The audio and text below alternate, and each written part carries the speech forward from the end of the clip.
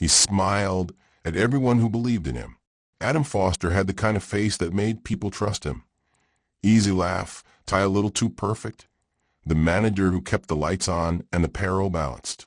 But behind the doors of that tidy house in Mesa, the truth smelled like gasoline and roses. Sweet at first, then dangerous. One night in 1999, Adam didn't come home. For 20 years, the town told itself stories. He ran away. He fell into fate. He was a victim of someone else's shadow. Tonight, the sheriff reads a name into the microphone that makes half the courtroom gasp and the other half stiffen like they'd been punched. Laura Foster, his wife. The arrest shatters polite conversation. And the thing no one wants to believe, that a marriage could hide such an exacting betrayal, becomes the center of everything. This isn't just a solved cold case. It's a dismantling of the life people thought they knew. If you think you know where this ends, brace yourself. The next truth will feel like a betrayal from someone standing next to you. Before we dive deeper, take a second to hit that subscribe button and like the video. Your support keeps me going. Let me know in the comments below where you are watching from. Mesa, Arizona, summers in 1999 moved slow and thick. The world lowered into amber heat. Adam Foster liked mornings, the hours when his inbox still felt conquerable and the coffee tasted like a tiny victory. He managed a small but profitable office supply company on Main, a place where orders, invoices, and tempers were pacified by calm spreadsheets and his easy competence. He lived in a one-story house on the east side with neat flower beds, a whitewash fence, and a love of little predictabilities. 2 identical lawn chairs facing west. A dog named Murphy who collected socks, Sunday pancakes, and the quiet that comes from thinking you are a good man. Laura Foster liked different things. People who met her called her polished, reserved, and private, that cautious friendliness that lives on the edge of warmth. She volunteered once a month at the community center and brewed tea the way a tactician lays out cards. She loved Adam, everyone agreed, not with the public drama of high declarations, but with the steady, organizing love of someone who labeled drawers and left notes on the bathroom mirror about recycling. Where Adam's charm was easy, Laura's was more deliberate, the kind that keeps a room calm. It would have been almost impossible to imagine her in the kind of violence the news would, decades later, attach to her name. Then there was Melissa Hart, 26, efficient, and more than a little luminous in a way that made bosses look at calendars and budgets differently. Adam hired her as his personal assistant the month the company moved to a new building, and she started to sit in the seat across from him, hands on the keyboard, like she was coaxing music from typewriter. She was the kind of person who brought vibrancy into small rooms. Laughter that could make a tense meeting break into relieved smiles, a way of announcing her opinion without taking up all the air. Rumors began quietly, as rumors do, coffee lingering by the copier, a late evening glance, a name that seemed to fit in the spaces where a life might be rewritten. People who hardly knew the players would say, with the certainty of gossip, something's happening. But the world of business and neighborly respect tends to smooth over the awkwardness of intimate detail. If something was happening, it folded into the margins of polite talk. On a Wednesday in June, Adam didn't answer Laura's call. That evening, he didn't come home. The house seemed to hold its breath. Murphy whimpered at the back door until the sound stopped. The company released a brief statement, then another saying he was missing. Posters went up around Mesa. Friendly face, one too many questions. Neighbors stopped mowing for a day, then a week. The police circled early confusion around Adam's last known routes, his meetings, the people closest to him. The story that settled around their slow, wobbly fear would be that of a man who walked away, until it wasn't. The initial investigation in 1999, for all its earnestness, chased the easy possibilities. Men fall into other men's arms. Cars break down. People make terrible choices. The sheriff's office followed the lead lines. A supposed argument in a parking lot. A credit card tap at a casino 2 towns over. Calls to a friend who said Adam sounded different the last time. Nothing fit. Evidence dried in the sun of bureaucracy. They found a partial smear of blood under the passenger seat of Adam's car. They found nothing in the trunk. The forensics labs of the time did what they could with the tools they had, and Mesa's detectives filed piles of paper into boxes that would gather dust and fingerprints that would not be read. Cold case. The words landed in the town like a verdict. A cold case becomes more than an unsolved crime. It becomes a small communal wound that will not heal. Laura learned how to live with rumors that felt like gnats, buzzing insistently at her edges. She learned how to answer the same questions with the same cadence, polite and consistent. She played the part of the grieving widow with a theater of grief small enough to be believable. People took sides quietly in line at the grocery store. Friends who had known the couple took fewer calls. Time, that unkind solvent, washed out detail until only the outline of a life remained. And then 20 years later, someone walked into the Mesa Sheriff's Office with the kind of confession that forced the past into the present like a square peg into a round hole. DNA technology had changed the game. New tests, retesting of old slides, and the patient work of a cold case detective named Raul Ortega began to stitch evidence into shapes it hadn't held before. This is how cold cases die. Not with a single thunderbolt, but with a small persistence of people who insist they are owed a truth. Detective Ortega was a compact man with tired eyes that had watched many griefs cycle through his town. He had a notebook that smelled faintly of paper and coffee, and the way he worked felt like the work of someone who knew the difference between noise and signal. He pulled the old files, reran the DNA, listened again to the witnesses whose statements in 1999 had sounded unjoinable. The sampling on that partial blood smear in the car wasn't his only key. There were other things. A wedding band found in a trash bag months after Adam's disappearance, a voicemail that reappeared when data was extracted from an old server, and a bank ledger that hinted at payments that had once seemed mundane. With one retest and another, the map of the night changed. When the laboratory returned a match, it matched to a lineage that clung most closely to a small circle around the family, a fact that made the detective's stomachs fold in on itself. The match did not name Laura outright. DNA rarely does. But DNA, combined with the stubborn testimony of a woman who had finally decided she could not carry the secret any longer, gave investigators the composite image of coincidence replaced by intent. You must understand what kept this woman quiet. In interviews, Detective Ortega would later say, "You can't understand the gravity of what a woman in a marriage will hold until you speak to her about fear." Laura's fear was not the primal, cinematic terror people expect. It was quieter. The fear of being unfriended by the same community that recognized her neatness as virtue.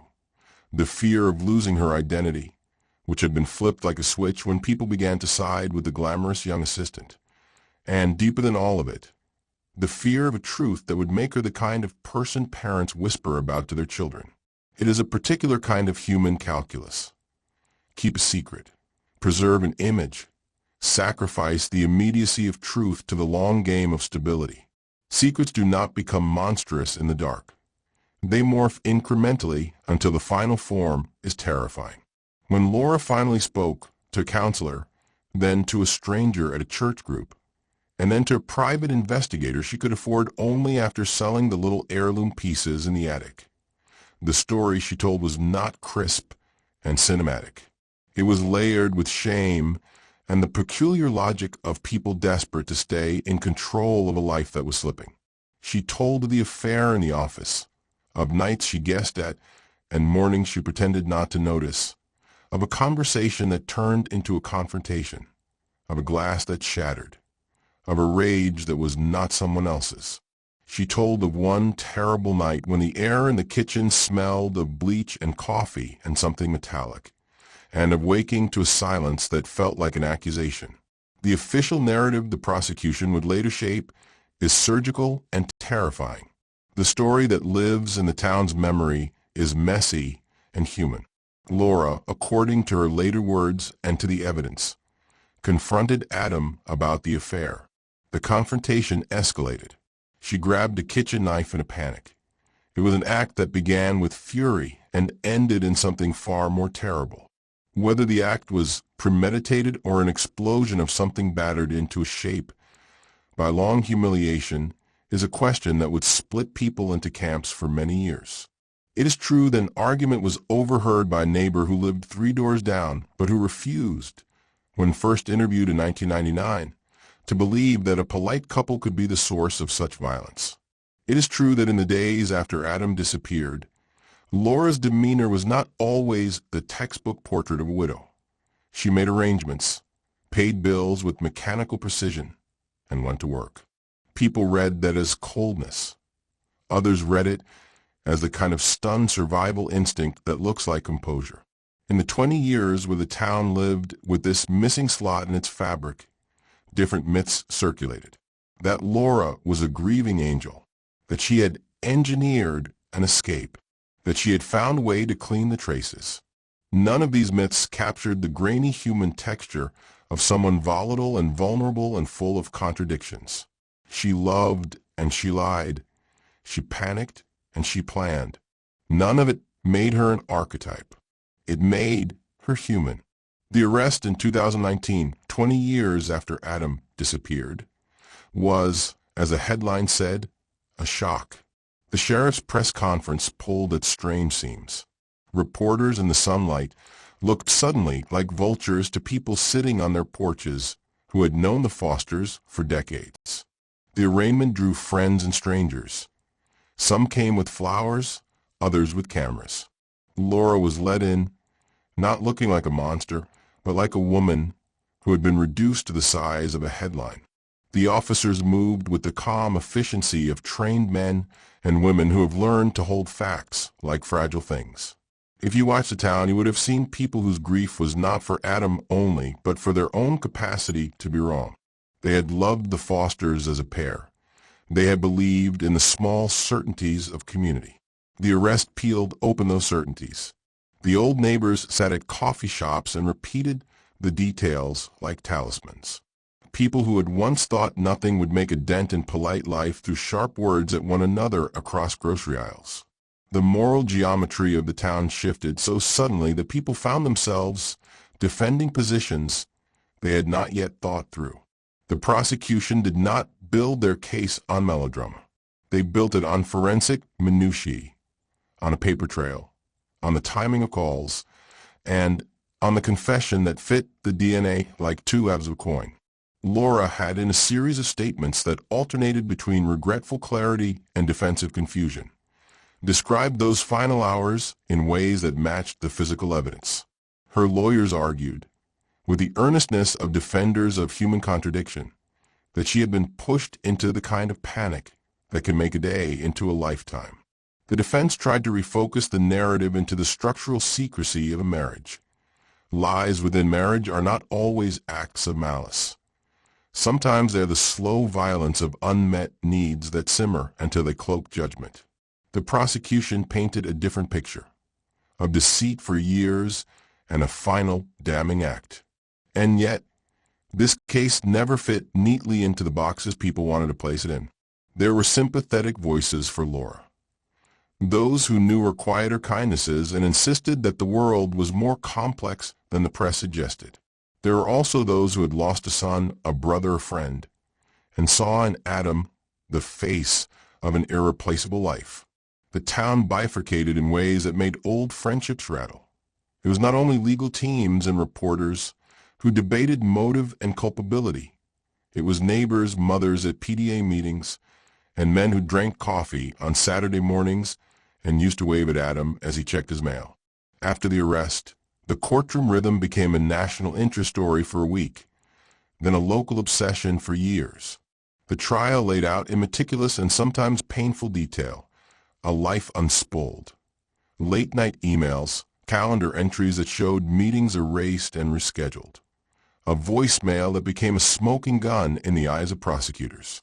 There were witnesses, landscapers, co-workers. The one neighbor who cracked and said she had heard a loud argument and the sound of shattering glass. There were two questions about what happened after the night. Why had Laura not called the police? Why had she not told anyone? To some, silence is proof. To others, it is merely the complicated geometry of shame. Laura's testimony, when she chose to give it, trembled. She spoke of a marriage that eroded small piece by small piece. She admitted to the affair she had imagined. She described feeling unmoored when she found messages on Adam's phone. She told the court about the night as if she were mapping her own ruin in real time. Hands on the table, eyes occasionally climbing to the ceiling like someone trying to find an exit. The judge listened with the inscrutability of his office. The jury reacted, the community reacted, and the media lit the case like a fire in dry grass. We should be clear. The legal system found in favor of a particular reading of facts. The jury convicted Laura of a degree of murder that matched their interpretation of intent versus accident. They sentenced her to a term that many in town judged as either merciful or almost non-existent, depending on the side they sat on.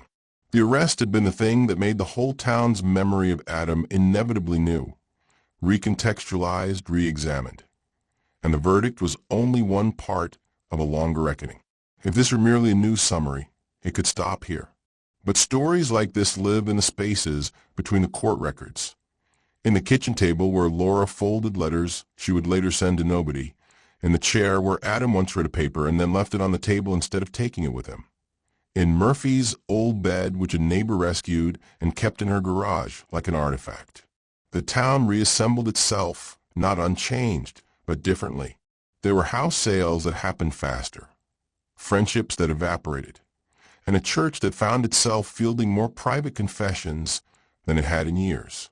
And yet, even after a conviction, the smallest, cruelest stitches remained. How do you mourn a body you cannot bring back? How do you live with the knowledge that someone you loved, or someone you thought you loved, could both be a kindness and a danger? These are not legal questions. They are human fractures. Laura wrote letters from prison that spoke of grief so expansive it sounded like apology, and of a fractured memory that didn't know which version of herself to believe. Some of those letters were read aloud in the courtroom during sentencing. Others never saw the light. For many years, the story seemed to resolve itself into that convenient line. The case was solved, an arrest, a conviction. The community shocked and then slowly moving on. But story and truth are not the same thing. The arrest did not bring closure for everyone. It amplified doubt, its blade catching at the fringes of reason. There were underlying questions that the trial had been too tense or too structured to fully answer. And this is where the cliffhanger sits, a single small file that Detective Ortega found after the trial, tucked behind a box of adjudication papers. A printout of a transaction from Adam's company account dated 2 weeks before the disappearance. It lists a transfer to an unfamiliar shell of a consulting firm, a payment that was quickly refunded. There's a timestamp, a name half-scrubbed by someone who obviously thought they were cleaning up something tidy. Ortega stared at that printout until midnight, until the lights in the station hummed like insects. And he felt the same old cold case itch, the one that says you are not finished, not even close. He called a former lab technician, now retired, who mentioned casually that one of the original evidence bags from 1999 had been misplaced, and then found in a storage locker at the back of a municipal building. The bag had been sealed. The original chain of custody forms were there, all wrinkled like confessions.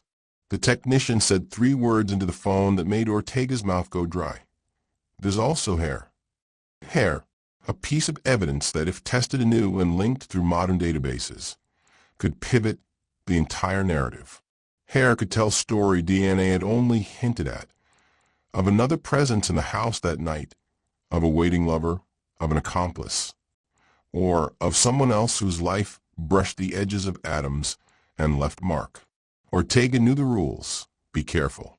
The public had already decided where moral blame lay. The town had dug in. A new finding could open wounds freshly stitched. but private professional curiosity, the kind that looks at evidence not for the scandal but for the truth, pulled him forward. He filed paperwork for a retest. He made a call to the lab and asked for a sample to be rerun with a technology that had not existed when the case first closed. The woman on the other end asked if he had permission. He told her he did. "We found hair," he said, and for the first time since the conviction, he felt the old case breathe again. Outside, the desert turned the horizon to its merciless gold. In homes, people who had assumed their choices were right walked into rooms and felt the weight of their certainty shift. In community groups, hands flapped to mouth at the thought of new evidence. Families that thought their voices had been heard now wondered if they had been listening to the whole of the story. The case had already rewritten how Mesa thought about marriage and truth and quiet domestic ruptures. It was about to ask once more, who else had been in the room? There are endings that are neat, and endings that keep their hearts beating, refusing to die. The story of Adam Foster is not one that shrinks into a courtroom transcript and then disappears. It insists on being messy. It insists on being human. And as Detective Ortega watched the centrifuge hum in the humdrum lab, a small machine with the power to upend decades of comfortable assumptions, he felt something like both dread and relief. The truth he had learned is a patient thing. It will make you sit up at night. It will ask questions you do not want to answer. The results would take days. The town would hold its breath again, as it did 20 years ago, but now with a harder knowledge of how a single arrest can change everything yet still leave the deepest mysteries unresolved. People who had once believed they had known the full tale would have to learn to live with the possibility that they had missed something vital. And those who were looking for absolution would have to reckon with the jaggedness of human choices. If you think murder and punishment are the final act, think again. This case is a slow unpeeling. It will ask you to decide what you do with the face of someone you once trusted. It will ask you how myths live in the small rooms of a town. And finally, it will ask whether closure is an act of justice or of narrative convenience. Detective Ortega's phone buzzed on the desk. He picked it up. A lab tech had sent a single line. Preliminary results, partial match. More testing required. The message was the sound of a door opening. Ortega put the phone down, rubbed his eyes, and looked toward the west where the sun had bled the world red. He thought of Adam's empty lawn chairs, of Laura folding paper into her own silence, of Murphy sleeping in the garage like an artifact of a home pulled apart. He felt the town leaning in, mouths open, ready to be told the next piece. Some stories stop when the verdict is read. This one had only just begun to show its teeth. Detective Raul Ortega had learned to read the small motions of an investigation, the way some men read faces, the way a fingertip trembles while a hand reaches for a photograph, the way a settled file will stir when a drawer is opened. The preliminary lab result was a small, sharp thing, partial match. But that was all it took to unfurl 2 decades of careful forgettings. He had been careful not to promise more than he could deliver. One result could not rewrite 20 years of communal meaning. Still, when the centrifuge line went still and the technician slid the evidence tray across the bench with the quiet of someone passing a confession, Ortega felt the weight of a town shift on his shoulders. The hair, they said, had sat in a bag for 20 years, faded at the edges and brittle in places. When modern methods teased cellular clues from that mute thread, the lab returned something that read like a suggestion, a partial match to an older profile in state databanks. It wasn't a full, clean call. It left edges fuzzy, demanded context. Ortega's notebooks filled with small, surgical questions. How had that hair found its way into Adam's car? Who had handled the bag? Who had the power to misplace a piece of the past? He began where the paper trail led him. The chain of custody forms that had been filled out in 1999 with ink that had faded to the color of caution. The signatures were familiar names, names that had become a kind of municipal scripture. Klein, Don, Caldwell. It was the last that caught his eye. Ethan Caldwell, then lead investigator, a man who had been lauded for steering the original inquiry with what people called sound judgment. Caldwell had left the force in 2003, had moved into a quiet ranch on the edge of Mesa with the sort of polite gardens real men kept when they wanted grass to look like loyalty. He had been a presence at fundraisers, a guest in editorial columns in the local paper. Ortega had seen him at charity breakfasts, smiling with the ease of a man who had never been forced to reconcile his public portrait with the dark detailing of an actual life. Ortega asked for travelogues, favor records, old memos. He began to pull at the thread Caldwell had left in the fabric. The first thing that trembled was not a body, but a detail. An invoice. A small corporate transaction dated 2 weeks before Adam's disappearance. The one that had looked like a ghost when Ortega first found the printout behind the sentencing file. Showed money sent to a consulting firm that, on its face, had no reason to exist. It had been created in the name of an LLC with a postal box and a manager who, when Ortega called, told him only that he had been paid to do security consulting for a private matter. The manager's voice wavered and then stopped, and Ortega had the feeling that the thing he was holding had already been passed through hands that knew how to wash the blood from story. There were other things Caldwell had left, like small traps. A notation in a paper from 1999. Evidence bag resealed July 12, 99. Reason, misplaced, was initialed with a hand that had been familiar in the station for a generation. Ortega found the original lab tech who had signed it. Frank Dunn, who had retired in 2001 and lived now with a dog that answered to Blue, and a front porch that smelled faintly of oil and lavender. Frank's hand shook when he rummaged through his old locker and pulled out a chain of custody logbook, yellow and soft with age. "We misfiled things sometimes," he said at first, voice flat with the rusty shape of self-defense. Then, after Ortega had been patient and small, Frank admitted that a bag had temporarily left the system and had been resecured per Caldwell's orders. "You mean he took it?" Ortega asked. Frank's eyes looked sideways, like someone reading a last will through a magnifying glass. "I don't know what he did with it. I followed orders." "That's what you do." He told me he was managing an internal matter. Managing an internal matter, thought Ortega, is what men who want to bury something call it when they mean, "We're going to bury this thing." Ortega didn't rush to Caldwell's door. He watched Caldwell from a distance for 2 days, the way a cat watches the bird bath, watching for motion in the stillness.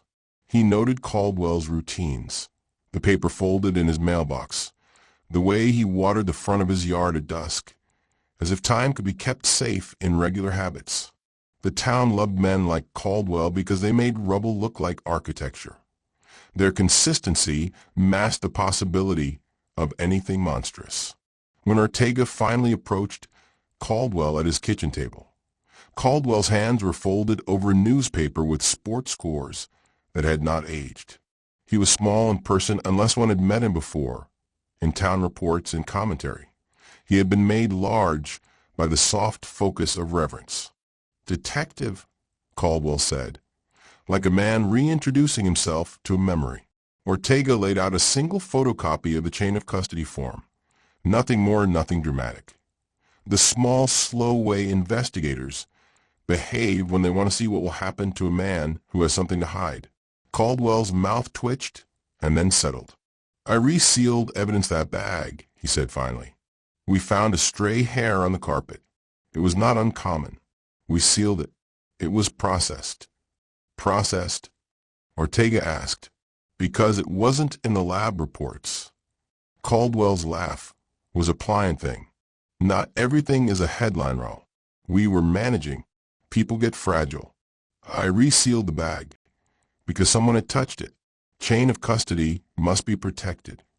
That word, managing, was the same word Frank had used. It was the gloss on an action that likely meant something like, "I moved pieces where they would not do damage." Ortega pushed.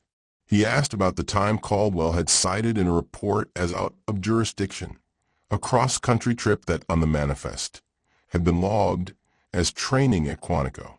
Ortega had found a credit card receipt that suggested otherwise. "A go where I must," Caldwell said. "Detectives do things for the good of the case." "Didn't you know you were making things worse?" Ortega asked, quiet now. He had learned that softness could reveal a man the way heat reveals oil stains. Caldwell looked down at his hands. For an instant he seemed less a symbol and more a man carrying something too large. "We thought Melissa was being protected," he said. "We thought we were containing a problem. You know what parents do, Raoul? They cut things out." Melissa Hart. The name folded the room in on itself. Caldwell's voice was an instrument tuned to a single note of regret. "We thought if we could keep the narrative tidy," he said, and then stopped as if the sentence had torn him. Ortega felt the room fall into a new geography. Many stories could be told about men who used their badges to protect their families. Many were banal. Many were monstrous. The question was how Caldwell's protective logic had been allowed to slide from a personal impulse into a public distortion of justice. The search warrant, when Ortega took it to a judge, was not only for Caldwell's property, but for the old storage lockers owned by municipal services. Forensic staff bagged Caldwell's ranch like it was an archaeological site. 2 decades of dust excavated with the reverence of a director unearthing a prop he had once used and now needed to show someone who could not understand the stagecraft. In Caldwell's basement, behind a shelf of paperbacks and altar-like trophies from civic ceremonies he had once hosted, Ortega's team found things that tasted of the dangerous and the domestic. There were letters bound with twine, correspondence between Caldwell and an entity listed only as M, and a series of photographs. The photographs were the kind of evidence that did not need a caption. Adam Foster at night, hands on a porch rail. Adam on his back with a storm in the corners of his mouth. And in one that seemed to be taken by someone standing too close, the flash catching a blurred face that turned out to be Melissa Hart. The caption Ortega imagined himself writing was unnecessary. The camera had been there the night of a final argument, or it had been staged later. Either way, somebody had wanted a record. There was a shoebox with Adam's watch inside, the leather strap broken and the glass spidered, as if someone had wanted to preserve not just the object but the ruin of the moment the thing no longer told time. There were also audio tapes, an old technology, but one that had the intimacy of a diary. The tapes had been labeled with dates that synchronized with the week Adam disappeared. Ortega put a tape into a player, and the room filled with a small electric hush. Static. Then the low tenor of Caldwell's voice, recorded and slow, as if he had meant it to be found, but not quite yet. "You keep telling me you want to be honest," he said. And the voice took on a performative pity. "You want to be clean?" Then a woman's voice, seamed with fear, replied, "I didn't mean." The tape stabbed with details that were too particular. It was an illicit transcript of a night. Caldwell's voice was not simply surveying. It was in the room. "We'll set it up," he said. "We'll tell them a story. We'll move the items. We'll keep the truth off the record so Melissa can live." "Who's we?" the woman asked, smaller. "You and me," Caldwell said. "You do what you must. I'll manage the rest." It was a recording like a map, and the name Laura came through like a bell. The tape did not absolve her of anything. She had held the knife. She had walked into a space of rage. But it did show a hand reach down to steady the shape of a story so it would fit inside a neat box.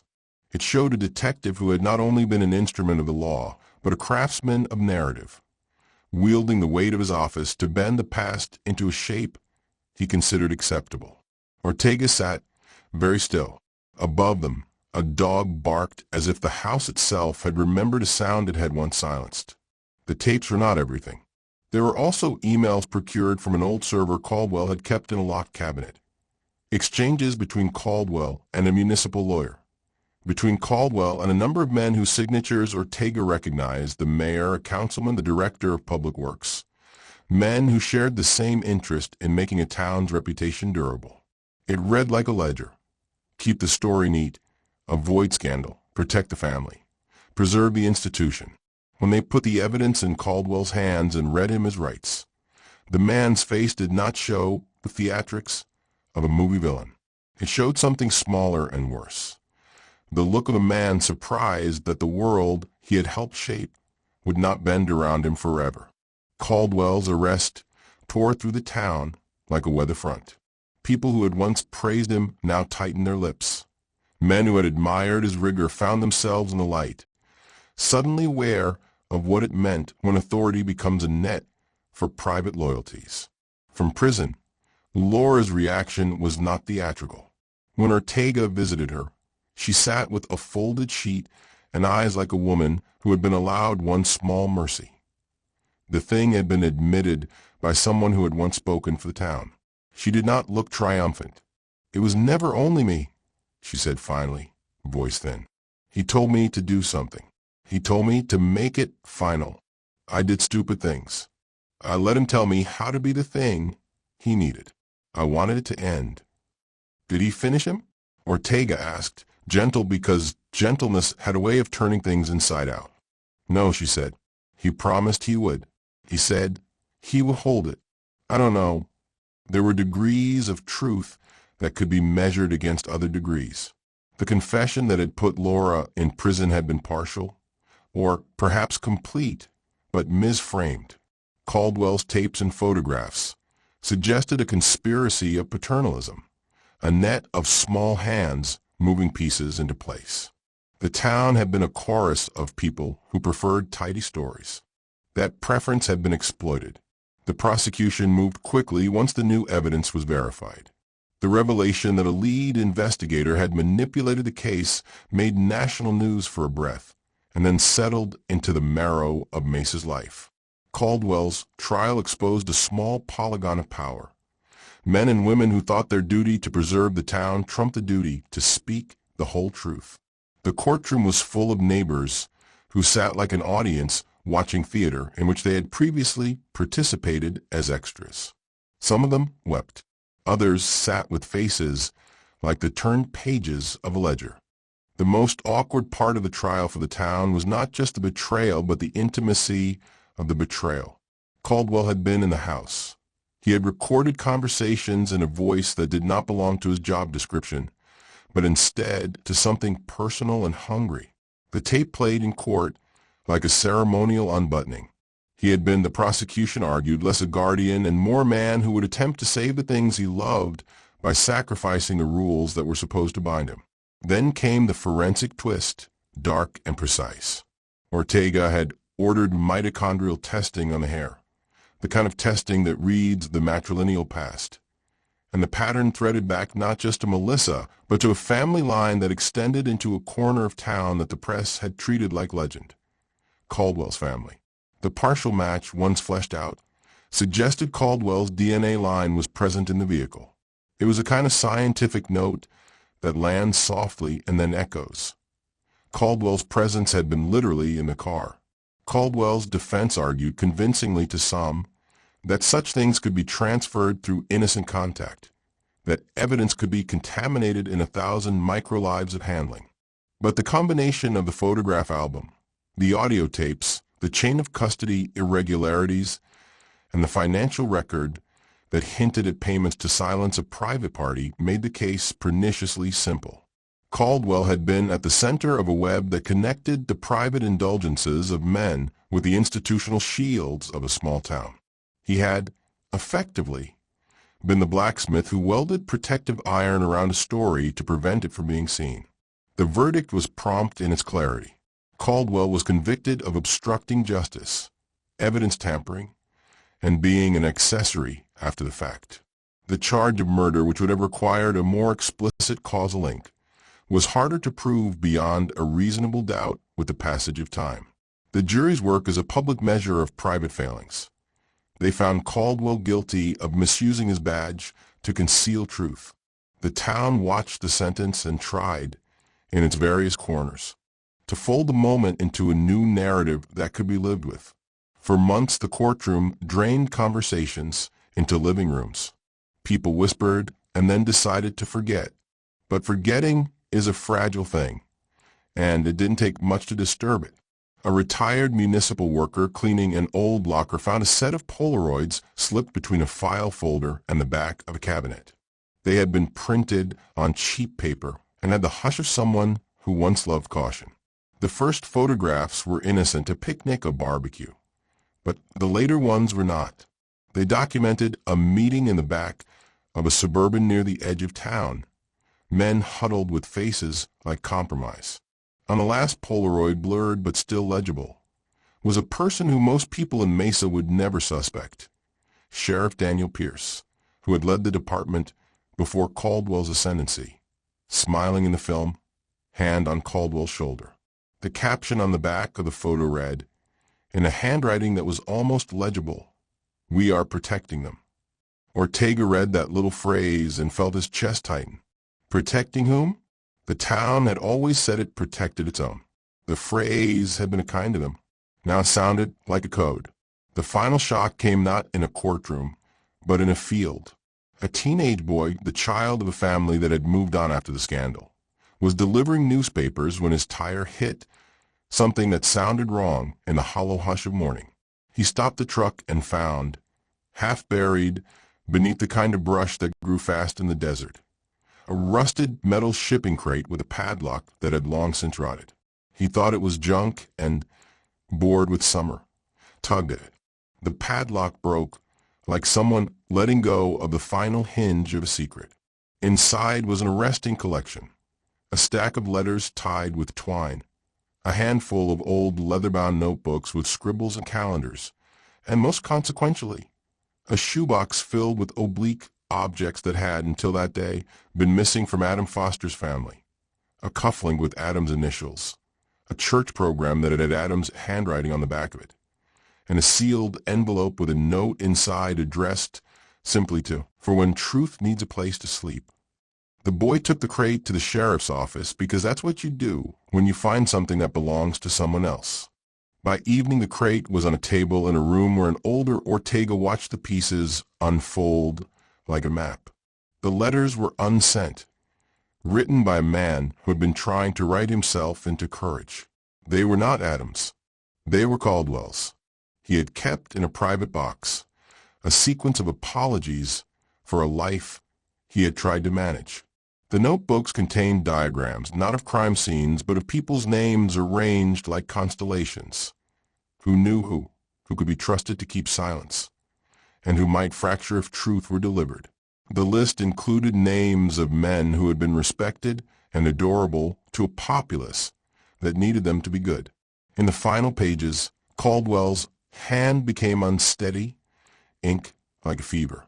He had written of a plan to take the story into the ground and to prevent the kind of spectacle that destroys not just those who commit errors, but the institutions upon which people rely. His last entry read like a confession and a benediction. "It is not enough to love one person," he had scrawled. "Sometimes the town needs to be loved too. I failed to understand that loving the town is not an excuse for hiding what we have done." The community's face changed in one day. Men who had once been deified were suddenly the subject of gossip and distance. The mayor made a statement about accountability. People left flowers at the Fosters' old house and then, in an instinctive ritual, began to pull up stakes. There was anger and there was grief, and woven through the small human calculation that grief is easier if you can find someone to blame. Laura's family was torn between the relief of having some truth come to light and the fresh, ripping sensation of new wounds. Families who had been proud of their civic leaders learned that pride is often the beginning of a moral blindfold. But the very final shock, the thing that turned the talk in coffee shops into a kind of private panic, came from a corner nobody thought to check: the municipal archives. A contractor, cleaning out old servers, found a small hard drive with files that had never been logged. They were video files, low resolution, shot on a camera that had been hidden in a corner. The footage showed Caldwell and 3 other men in a room at the back of the station, voices low. They spoke like men deciding policy. They spoke like men making bargains. Then the camera shifted and the viewer saw, clearer than any document, Melissa Hart entering the room, her face small and frightened, and then Adam Foster passing the doorway seconds later. The camera shook with the sound of a muffled argument, and then, in clipped frames, the camera captured a flash of light, not a photograph, but a metallic glint. And then the last frame where the camera seemed to have been knocked over, tilting, catching the hem of a coat and the blurred motion of a vehicle leaving. No trial nor confession can make a community forget the image of its guardians huddled like conspirators. The videos, combined with the rest of the physical evidence, made it impossible to keep the old narrative alive. The town had not merely bungled its investigation. A network of self-protection had been assembled to ensure a story that minimized scandal rather than seeking the whole truth. In the days after the video's release, Caldwell sat on a bench inside the county jail, watching news reports of his own life. He did not speak. He did, however. There was another packet found in his sock drawer in a cell, so small a man could hardly spread his arms. In it, written in a script grown plainer and more urgent, were fragments of a confession and an attempt at explanation. He described a life of service, and then, with the clarity of a man who has decided to name his failure before others do, he wrote, "I was afraid, not of the law, of what it would do to the people I loved. I thought I was keeping them alive by keeping the truth from them. I have regretted it every day."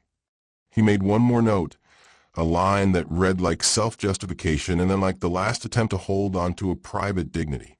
"If I die here," he wrote, "remember that I thought I was doing the right thing." On a cold morning in late November, the jail called because Caldwell had collapsed in his cell. The official report said he had taken his life. The community was stunned. In the absence of a villain to prosecute further, people made sense of the thing in the only way left to them, by finding it comprehensible.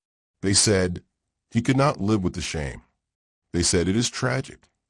They said quietly, we are relieved this is over. But Ortega had seen the timing and the details and felt the familiar creak of a story that refused to close. He sat alone for a long time, and then at an odd hour, he opened one last box Caldwell had not yet burned to ash. It was an envelope marked for Raul. Ortega had never met Caldwell as more than a public man who had shaped a case. He had not expected anything kind. Inside was a note that read, "I protected some. I punished none. I am sorry. Look at the ledger for the rest." The ledger Caldwell pointed to, a worn spiral notebook that had been sent to Ortega anonymously the week after the jail call, contained lists. Names, addresses, small notations. It was not merely Caldwell's handwriting.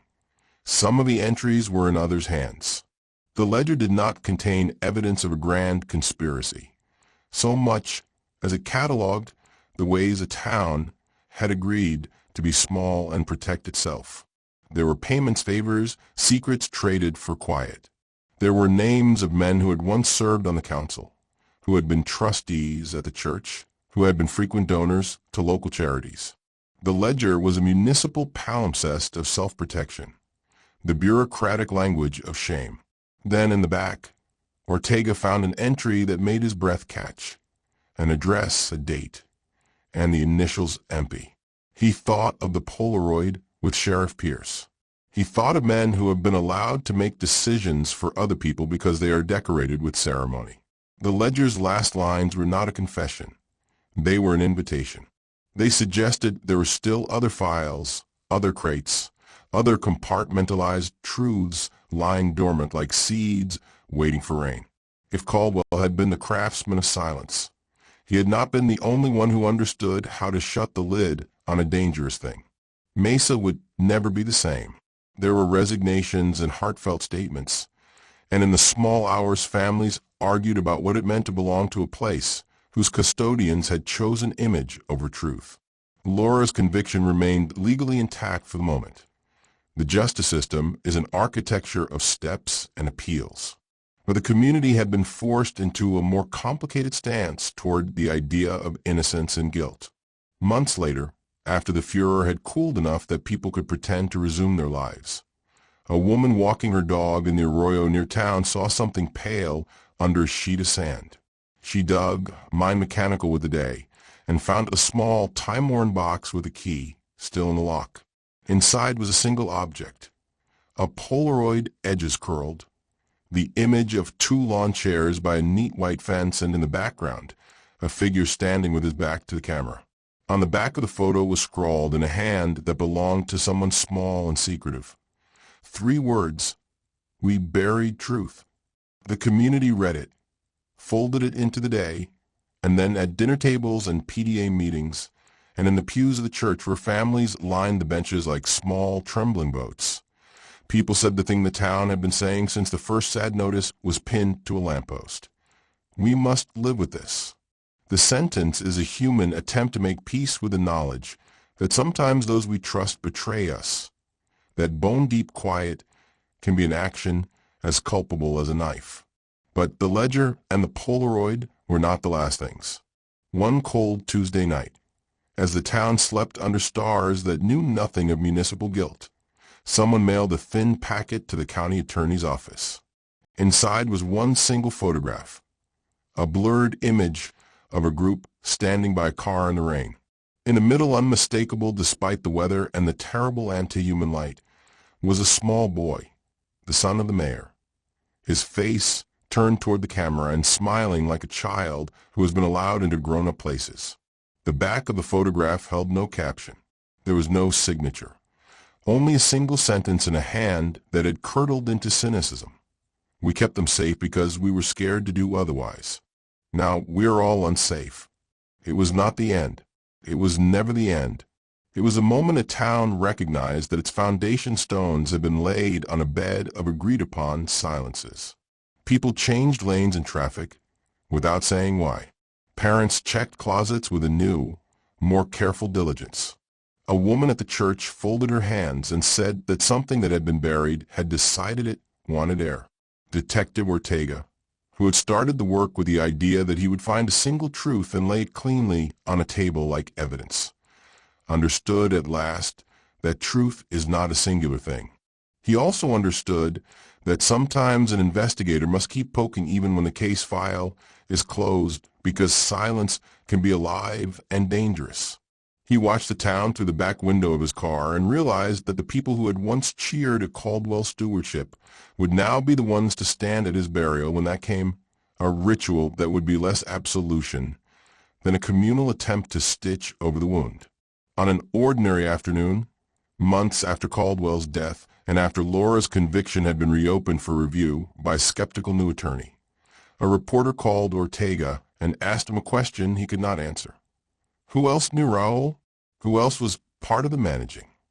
Ortega thought of the ledger and the Polaroid and the videotape that had blue-lit the town's private chamber.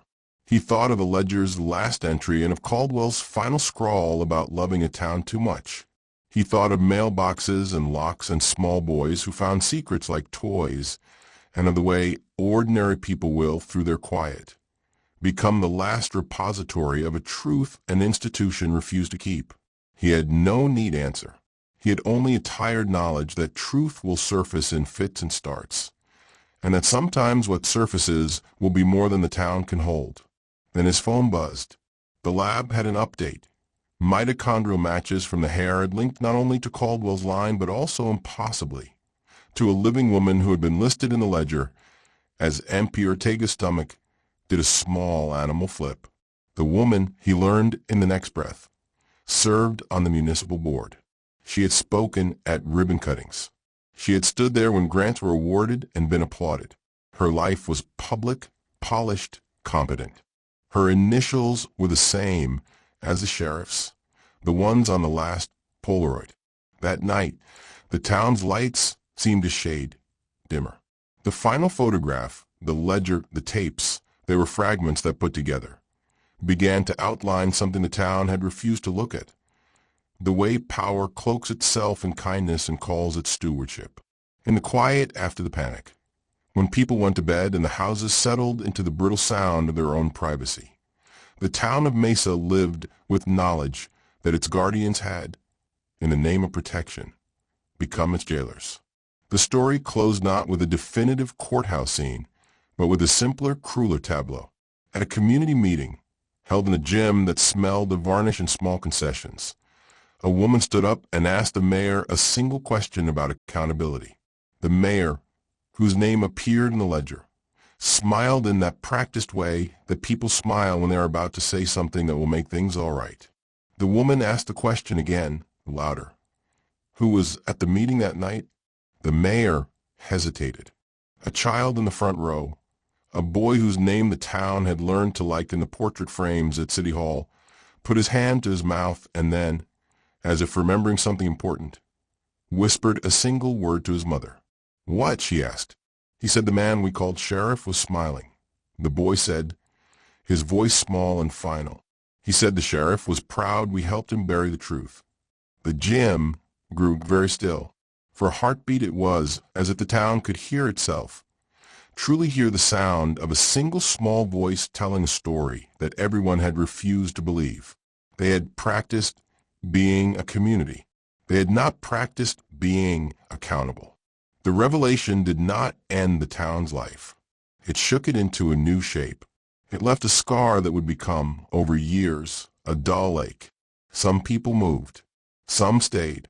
But everyone, when they walked past the little one-story house with a whitewashed fence where Adam had once sat in his lawn chair, felt something like a cold gust of air, tiny, precise, and impossible to ignore. And in the last frame of the story, as the town tried to piece together the fine, crooked geometry of what had been done, Detective Raul Ortega received a final envelope slipped onto the door of his office late at night. Inside was one last photograph. An image so blurred the faces were only smudges of personhood, and a single typed line. We buried truth to keep the town whole. The town will bury us for it. Beneath the line, someone had scrawled, in hurried handwriting, a note that read, "Look behind the portrait in the mayor's office." Ortega felt the air leave his lungs. He turned the photograph over. The back was clean and pale, as if someone had tried to wipe fingerprint from a thing that had known too much. He set the photograph on the desk, turned out the light, and for a moment in the quiet dark, he imagined the town asleep and the secrets moving like small animals in the underbrush, waiting, always waiting, for the next time someone would come looking. Don't forget to subscribe, like the video, and turn on the notification bell so you stay updated with mystery cold cases. Let me know in the comments where you are watching from. Thanks for watching.